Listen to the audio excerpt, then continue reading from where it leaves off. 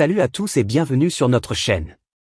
Aujourd'hui, nous allons plonger dans les tensions croissantes sur la péninsule coréenne, suite à des actes provocateurs de la Corée du Nord.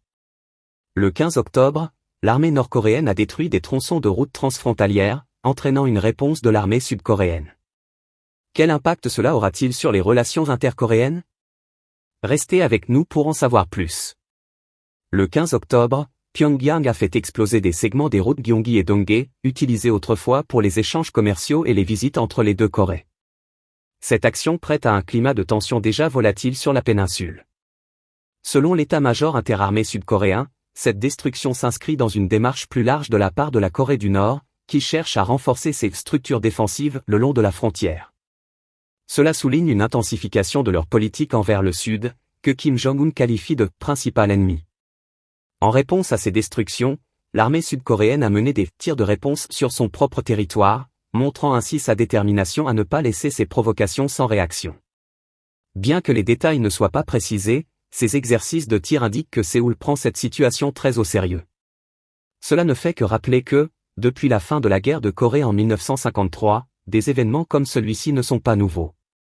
De brèves périodes de détente ont été suivies de tensions croissantes, notamment lorsque, en juin 2020, la Corée du Nord avait dynamité un bureau de liaison intercoréen. La destruction de ces infrastructures symboliques est une déclaration forte de Kim Jong-un. Cela met en lumière les difficultés persistantes dans les négociations entre les deux pays. Alors que les voies de communication se ferment, l'isolement de la Corée du Nord semble se renforcer. Il est essentiel de comprendre les implications humaines que cette escalade peut avoir. Les familles séparées, les échanges interrompus et l'absence de communication alimentent un climat de méfiance et de tension entre les deux nations. Tandis que la communauté internationale observe, que peut-on attendre de la Corée du Nord? L'isolement et le militarisme continuent-ils de définir la politique de Kim Jong-un? La situation pourrait-elle dégénérer en un conflit ouvert, ou y a-t-il un moyen de rétablir le dialogue? Les chances d'une réouverture des dialogues sont minces, mais la communauté internationale continue d'espérer qu'une solution diplomatique puisse être trouvée. Chaque nouveau développement aura un impact non seulement sur les deux Corées, mais aussi sur l'équilibre des forces en Asie-Pacifique.